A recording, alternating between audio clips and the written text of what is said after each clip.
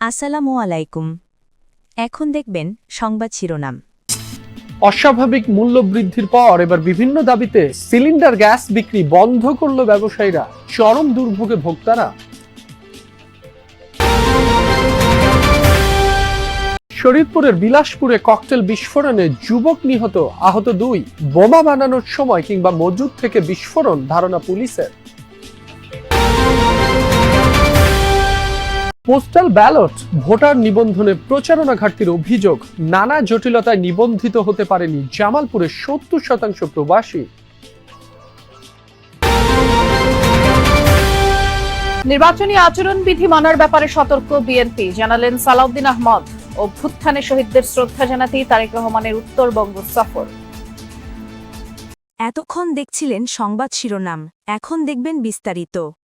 অস্বাভাবিক মূল্য বৃদ্ধির মধ্যেই এবার এলপিজি গ্যাস সিলিন্ডার বিক্রি বন্ধ রেখেছে ব্যবসায়ীরা। সকাল থেকে সারা দেশে বন্ধ রয়েছে সিলিন্ডার বিক্রি ও সরবরাহ। এতে চরম দুর্ভোগে পড়েছেন ভোক্তারা। খুচরা পর্যায়ে কোনো দোকানেই মিলছে না সিলিন্ডার। হোটেলগুলোয় বিকল্প উপায়ে রান্নার কাজ চালু রাখলেও অনেক বাসাবাড়িতে জ্বলছে না চুলা। বুধবার কমিশন বৃদ্ধি, জরিমানা বন্ধ সহ 6 দফা দাবিতে 24 ঘন্টার আলটিমেটাম দেয় সংগঠনটি। এ বিষয়ে সারা দেশের পরিবেশক ও খুচরা বিক্রেতাদের জন্য একটি নোটিশ জারি করে ব্যবসায়ী সমিতি। সেখানে সব কোম্পানির প্লান্ট থেকে এলপিজি উত্তোলনও বন্ধ রাখার নির্দেশ দেওয়া হয়। এর আগে গত কয়েকদিন ধরেই সরকার নির্ধারিত দাম 1307 টাকার চেয়ে কয়েকশো টাকা বেশি দরে বিক্রি হচ্ছিল গ্যাস সিলিন্ডার। ধর্মঘট নিয়ে কি বলছেন খুচরা বিক্রেতারা, ভোক্তাদের প্রতিক্রিয়াও জানাবেন। তবে ধর্মঘটের যে বিষয়টা সেটি আসলে খুলনায় নেই, তবে এটি ঢাকাতে পালন হচ্ছে। খুলনার ব্যবসায়ীরা যেটা বলছে যে সরকারের যে নির্ধারিত দাম 1306 টাকা বা 7 টাকা, সেই টাকায় তারা আসলে গ্যাস কিনতে পারছে না এবং প্রতিটি গ্যাসই তাদের অধিক মূল্যে বিক্রি করতে হচ্ছে। শুধুই তাই নয়, যেমন কয়েকটি গ্যাস বসুন্ধরা গত 1 মাস ধরে বাজারে নেই। যমুনা কখনো থাকে কখনো থাকে না, নাভানা, জিএমআই এবং টিএমএস এই কোম্পানির গ্যাসগুলো দীর্ঘদিন ধরেই সরবরাহ নাই। অপরদিকে সেনা, লাভস, ওমেরা সহ কয়েকটি গ্যাস আছে দেখতে পাচ্ছেন, সেই গ্যাসগুলো মূলত 1320 থেকে 1360 টাকা পর্যন্ত দরে এই দোকানদারদের কিনতে হচ্ছে। এখানে যে সমস্ত সিলিন্ডার দেখতে পাচ্ছেন, এর সিলিন্ডার বেশি সংখ্যকই হচ্ছে খালি সিলিন্ডার। এগুলোতে আসলে গ্যাস নেই, কারণ খালি সিলিন্ডার নেওয়ার পর যে গ্যাস তাদেরকে আবার রিফিল করে গ্যাস দিয়ে যায়, সেটি আসলে না থাকার কারণেই খালি সিলিন্ডার এটি দোকানগুলোতে বেশি রয়েছে। এই দোকানে যিনি মালিক, তার সঙ্গে একটু কথা বলবো। খুলনার একজন বড় ব্যবসায়ী গ্যাসের যে ব্যাপারটা, আপনারা কেমন দামে কিনছেন, গ্রাহকরা কেন নির্ধারিত দামে দিতে পাচ্ছেন না? গ্যাস তো আপনার ওই বেশি দামে কিনা লাগতেছে, মানে সরকারি যে রেট, কোম্পানির ডিও রেট তার চেয়ে বেশি। এই জন্য আমি সরকারি রেটে গ্যাস বেচতে পারতেছি না, বেশি দামে কিনতেছি। দেখেন ওখান থেকে কিছু ধরে বিক্রি করা লাগতেছে, মানে আমাদের যে আপনার মানে বেশি রেট, এটা আমরা কারোর কাছ থেকে আমরা এটা নিচ্ছি না।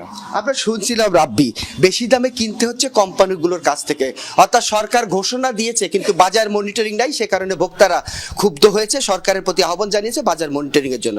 বাসাবাড়ি ও হোটেলে রান্নার কাজ চলছে কিভাবে, সেখানে গ্যাস সরবরাহ, ধর্মঘট কিভাবে পালন হচ্ছে সে বিষয়ে বিস্তারিত জানাবেন। তথ্যটি দিতে চাই যে অনেক বড় অসুবিধায় পড়েছেন যারা গ্রাহক আছেন বাসাবাড়ি এবং বিভিন্ন জায়গায়, যারা এই যে তরলীকৃত যে গ্যাসটি ব্যবহার করেন। কিন্তু আমরা যে দোকানটিতে আছি, এটি রংপুর মহানগরীর লায়ন্স স্কুলের সামনে একটি আমরা খুচরা বিক্রেতা দোকান থেকে যে সংযুক্ত হয়েছি। এখানে কিন্তু আমরা দোকানের কাছে ক্ষুব্ধ প্রতিক্রিয়া পেয়েছি এসেই, যে তিনি কোনোভাবেই গ্যাস পাচ্ছেন না, অর্থাৎ তিনি এই যে ধর্মঘটটির সাথে তিনি একমতই নন। কিন্তু ঢাকা থেকে যেটি বলা হচ্ছে যে মূল্য সমন্বয় করা এবং হয়রানি বন্ধের দাবিতে তারা যে আন্দোলনটি করছে, সেই আন্দোলনের সাথে গ্রাহকরা একটা হয়রানির মুখে পড়েছেন এমনটি বলছে না। এবং আমরা একটু শুনতে চাই এই যে খুচরা দোকানি, তার কাছে শুনতে চাই যে আসলে এই যে ধর্মঘটটি হচ্ছে এতে কি প্রভাব পড়েছে। ধর্মঘট হচ্ছে কিনা এটা আমার খুচরা দোকানদার আমরা বলতে পারবো না, তবে আমি এটুকু জানি আজকে প্রায় 1 মাস থেকে গ্যাসের প্রচন্ড ক্রাইসিস। রংপুরে যেমন বেক্সিমকো গ্যাস 1 মাস থেকে নেই, তারপরে বসুন্ধরা গ্যাস 20 দিন থেকে নেই, অন্য জেলায় গ্যাস আছে সাপ্লাইয়ের তুলনায় অনেক কম।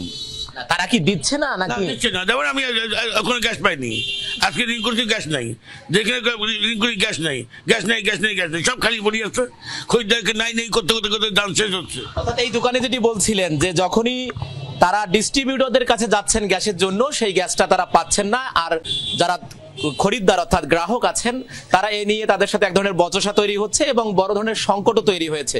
শরীয়তপুরের জাজিরায় ককটেল বিস্ফোরণে এক যুবক নিহত হয়েছেন, আহত হয়েছে আরো 2 জন। ভোররাতে উপজেলার বিলাসপুর ইউনিয়নের মুলাই ব্যাপারীকান্দি এলাকায় এই ঘটনা ঘটে। পুলিশ জানায়, উপজেলার মুলাই ব্যাপারীকান্দির এলাকার সাগর ব্যাপারীর বাড়িতে বৃহস্পতিবার ভোরে বিকট শব্দ হয়। পরে পুলিশ ও স্থানীয়রা ঘটনাস্থলে গেলে সাগর ব্যাপারীর বাড়ির পাশের একটি ক্ষেতে সোহান ব্যাপারী নামে এক যুবকের মরদেহ দেখতে পায়। বিস্ফোরণের ধাক্কায় সাগর ব্যাপারীর টিনের ঘর তছনছ হয়ে যায়। পরে মরদেহটি উদ্ধার করে পুলিশ। জানায়, এ ঘটনায় আহত 2 জনকে চিকিৎসার জন্য ঢাকায় পাঠানো হয়েছে। পুলিশের প্রাথমিক ধারণা, ককটেল বানাতে গিয়ে কিংবা ঘরে থাকা ককটেল বিস্ফোরিত হয়ে এ ঘটনা ঘটেছে। ককটেল বিস্ফোরণের ঘটনায় কিন্তু 2 জন আহত হয়েছে এবং 1 জন নিহত হয়েছে, এমনটা কিন্তু আমরা পুলিশ পক্ষ থেকে জানতে পেরেছি। তবে এখানে আমরা এখন কিন্তু দেখতে পাচ্ছি পুলিশ এবং র্যাব সহ আইন শৃঙ্খলা বাহিনী কিন্তু এখানে রয়েছে। তবে এলাকায় কিন্তু থমথমে অবস্থা বিরাজ করছে এবং পুরো শূন্য প্রায় বলা চলে এই এলাকায়। তবে এইখানে ককটেল বিস্ফোরণের যে ঘটনা সম্পর্কে জানা গেছে যে হয়তো এই একটি ঘর যেটা মালিক ছিল সাগর ব্যাপারী, তার পরিবারের পক্ষ থেকে জানানো হয়েছে যে এই ঘরটি তারা নতুন করে তুলছিলেন, যে বসতবাড়ি হিসেবে তুলছিলেন, নতুন করে থাকবেন সেই আশা কিন্তু তুলছিলেন। তবে কে বা কারা এখানে ককটেল রেখে গেছে বা ককটেল বানানোর সময় আহত নিহত হয়েছে এই ব্যাপারে কিন্তু তারা কিছু জানে না বা বলতে পারে না। তবে যেই পরিবারের নিহত হয়েছে সোহান ব্যাপারী, তাকে কিন্তু পাওয়া গেছে এই বাড়িটির পাশে একটি ক্ষেত রয়েছে, রসুন ক্ষেত, সেই রসুন ক্ষেতে কিন্তু তাকে পাওয়া গেছে, এমনটাই কিন্তু পুলিশ পক্ষ থেকে আমাদের জানানো হয়েছে। তবে আমরা কিন্তু এখনো কিন্তু এই বাসায় দেখতে পাচ্ছি যে ককটেল বানানোর যেই সরঞ্জামাদি থাকে, যেরকম জর্দার কৌটা বা বালু বা তুষ, এই ধরনের অনেক কিছুই কিন্তু এখনো রয়ে গেছে। তবে পুলিশ কিন্তু বলছে যে এখনো কিন্তু এখানে তাজা ককটেল থাকতে পারে, অথবা এখানে ককটেল বানানোর যেই বস্তুগুলো তৈরি করার জন্য যে বস্তুগুলো লাগে সেগুলো হয়তো এখানে থাকতে পারে। এর জন্য হয়তো বোম ডিসপোজাল যে ইউনিট রয়েছে সেই ইউনিট আসবে, তারপরে কিন্তু তারা এখানে দেখবেন এবং দেখে কিন্তু তারা ব্যবস্থা নেবেন, এমনটা কিন্তু জানিয়েছে পুলিশ প্রশাসন। প্রথমবারের মতো পোস্টাল ব্যালটের মাধ্যমে ভোটাধিকার প্রয়োগ করবেন প্রবাসী বাংলাদেশিরা। পাশাপাশি আইনি হেফাজতে থাকা ব্যক্তি, নির্বাচন সংশ্লিষ্ট এবং সরকারি কর্মকর্তা, আইন শৃঙ্খলা বাহিনীর সদস্যরাও ডাকযোগে ভোট দিতে পারবেন। এবার 2 বার নিবন্ধনের সময়সীমা বাড়িয়ে সেটি শেষ হয় 5 জানুয়ারি। তবুও প্রচারণার অভাব এবং পুরো প্রক্রিয়া সম্পর্কে সুস্পষ্ট ধারণা না থাকায় জামালপুরের 70% প্রবাসী নিবন্ধন করেননি। দরজায় কড়া নাড়ছে ত্রয়োদশ জাতীয় সংসদ নির্বাচন। গ্রামগঞ্জ ছাড়িয়ে ভোটের হাওয়া বইছে বিদেশ বিভুঁয়েও। এবার প্রথমবারের